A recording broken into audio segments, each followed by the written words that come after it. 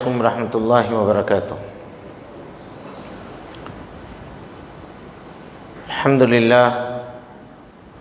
للہ رب العالمین والعاقبۃ للمتقین وأصلی وأسلم علی المبعوث رحمۃ للعالمین اللہم لا علم الا ما علمتنا وزدنا علما یا کریم۔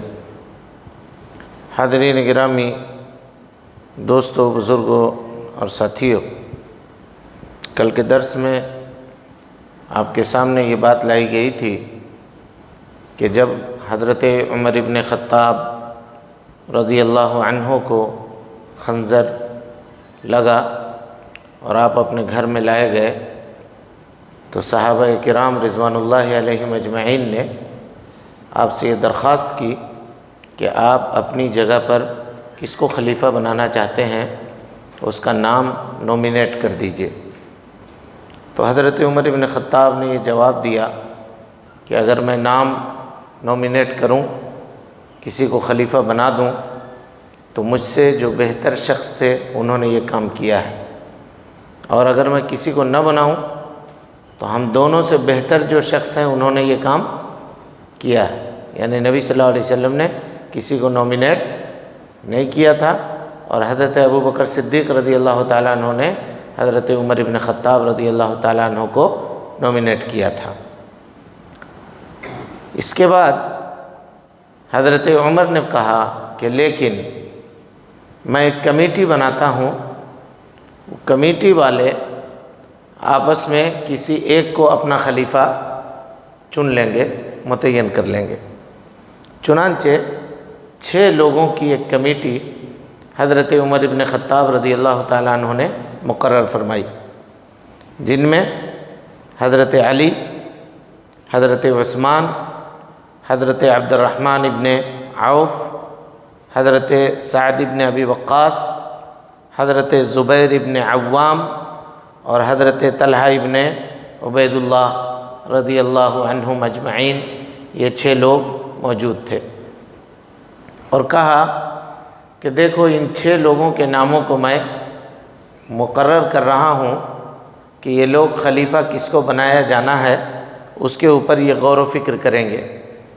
یہ وہ لوگ ہیں کہ اللہ کے نبی صلی اللہ علیہ وسلم کی وفات ہوئی اس حالت میں کہ نبی صلی اللہ علیہ وسلم ان لوگوں سے راضی تھے۔ اس کا یہ مطلب نہیں ہے کہ ان کے علاوہ جو لوگ تھے ان سے نبی صلی اللہ علیہ وسلم راضی نہیں تھے، بلکہ دیگر صحابہ کرام میں افضل صحابہ مقام اور مرتبے کے اعتبار سے بڑے ہوئے یہ صحابہ کرام ہیں، اور یہی وہ لوگ ہیں جو عشرہ مبشرہ بالجنہ ہیں، یعنی وہ 10 صحابہ کرام جن کو اللہ کے نبی صلی اللہ علیہ وسلم نے دنیا کی زندگی میں جنت کی بشارت دے دی تھی، ان میں سے یہ 6 صحابہ ہیں۔ باقی چونکہ ان کی تعداد 10 ہے تو حضرت عبد الرحمن، حضرت سعد ابن ابی وقاص، ان کی وفات حضرت عمر ابن خطاب رضی اللہ تعالیٰ عنہ کے زمانے میں ہو گئی تھی۔ رہے حضرت عمر تو وہ ان کو خنجر لگ چکا تھا۔ حضرت ابو بکر صدیق رضی اللہ تعالیٰ عنہ کی وفات ہو چکی تھی۔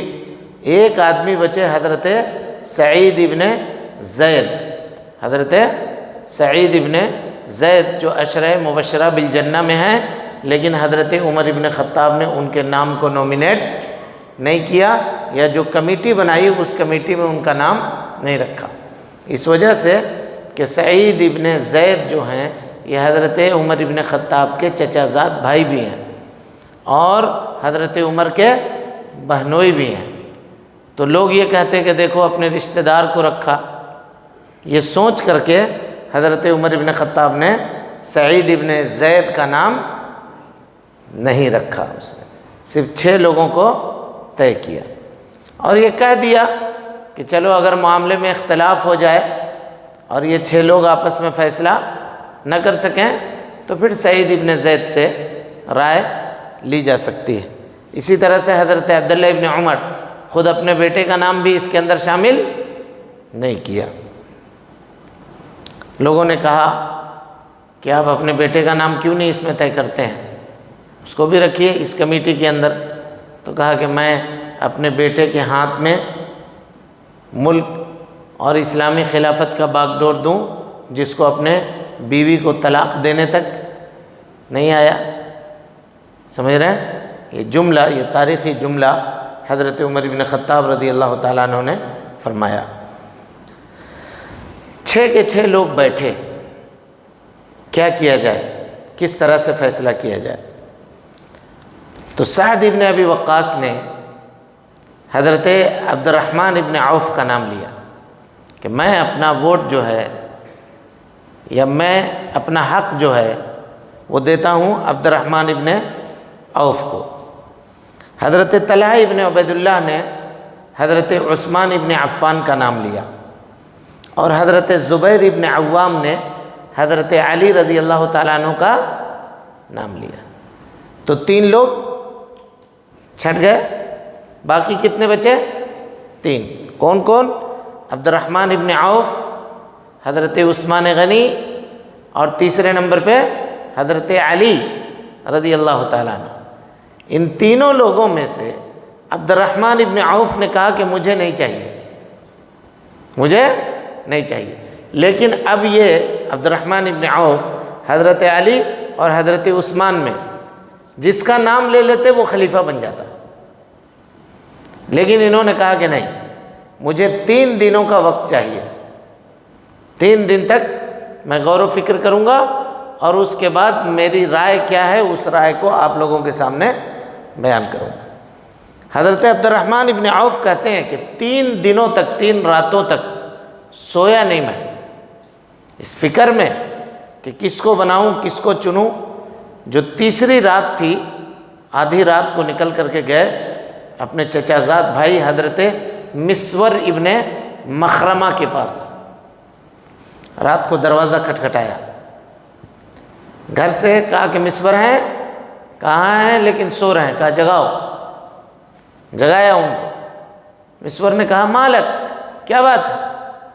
کہا تم یہاں سو رہے ہو، 3 دنوں سے میں نے سویا نہیں ہے، میں کروں کیا؟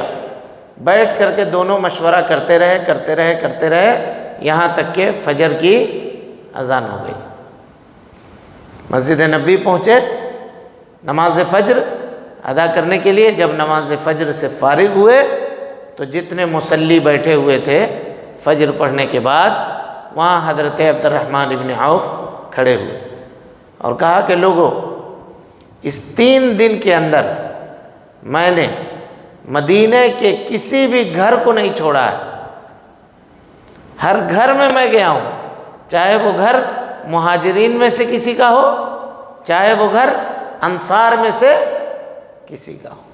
سارے لوگوں کا یہ کہنا ہے کہ حضرت عثمان رضی اللہ عنہ کو خلیفہ بنا دیا جائے، چنانچہ میں اس کام کے لیے میری جو رائے ہے وہ اپنی رائے حضرت عثمان ابن عفان کو دیتا ہوں۔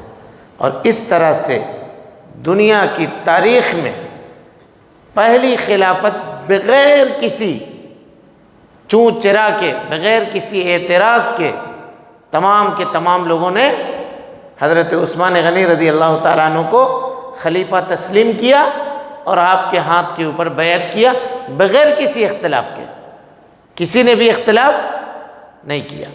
اس سلسلے میں امام احمد ابن حنبل رحمۃ اللہ علیہ کہتے ہیں کہ جو بھی کوئی شخص حضرت علی کو حضرت عثمان غنی رضی اللہ تعالیٰ عنہ کے اوپر فضیلت دیتا ہے، گویا وہ مہاجرین اور انصار کے اوپر زیادتی کرنے والا ہے۔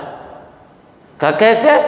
کہا اس وقت مہاجرین اور انصار کو یہ بات سمجھ میں نہیں آئی جو بات آپ کو سمجھ میں آ رہی ہے، یعنی متفقہ طور پر سارے کے سارے مہاجرین اور انصار جو اس وقت موجود تھے مدینہ منورہ کے اندر، سبوں کا یہ فیصلہ تھا کہ حضرت عثمان غنی رضی اللہ تعالیٰ عنہ کو خلیفہ بنایا جائے، اور فعلاً اب خلیفہ بن گئے۔ اب یہاں سے اسلامی تاریخ کا ایک سنہرا دور اور لمبا دور شروع ہوا۔ 12 سال تک اب خلیفہ رہے۔ کتنے دنوں تک؟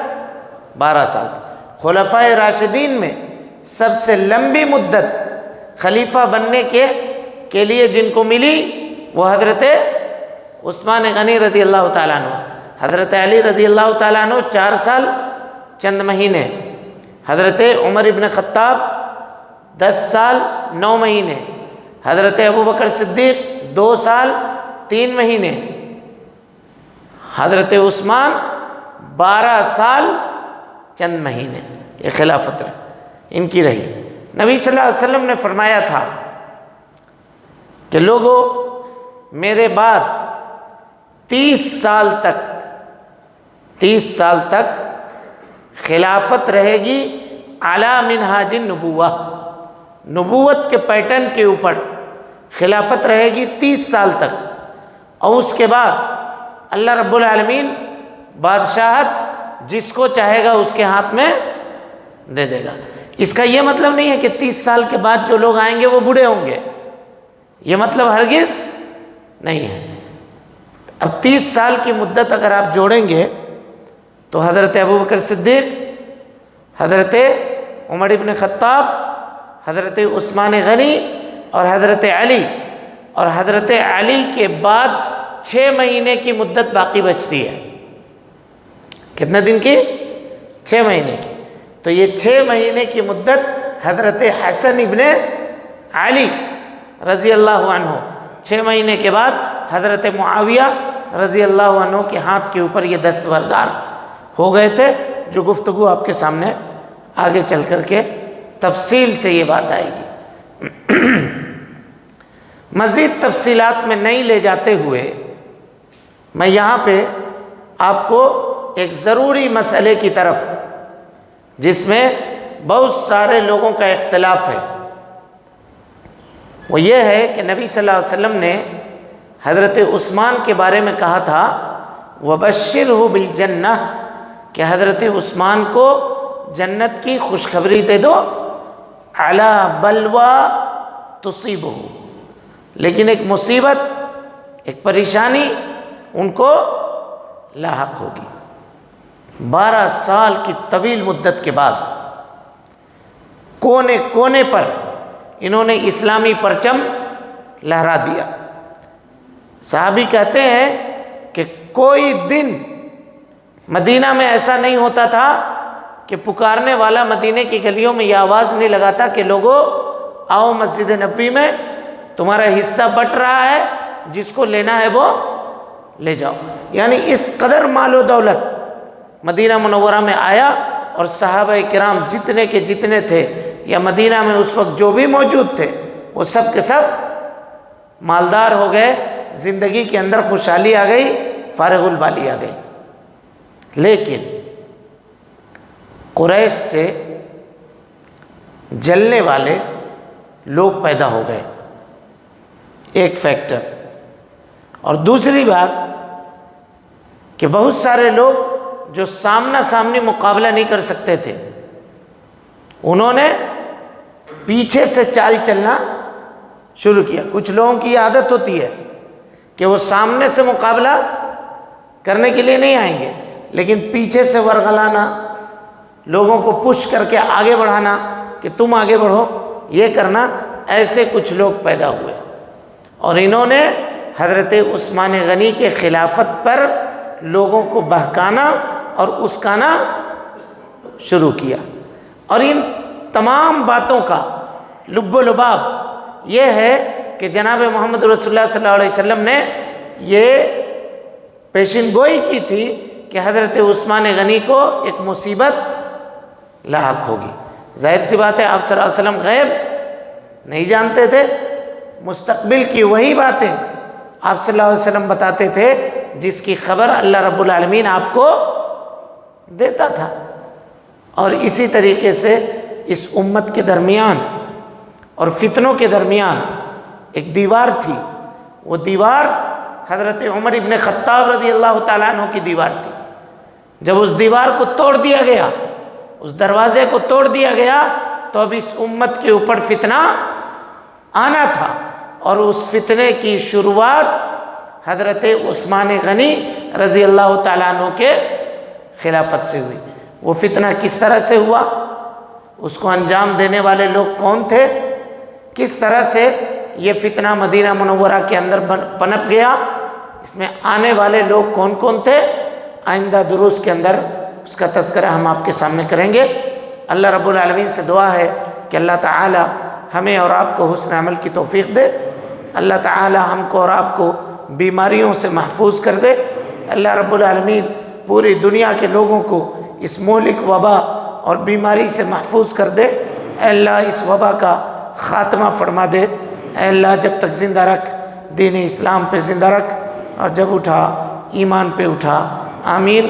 وآخر دعوانا ان الحمدللہ رب العالمین۔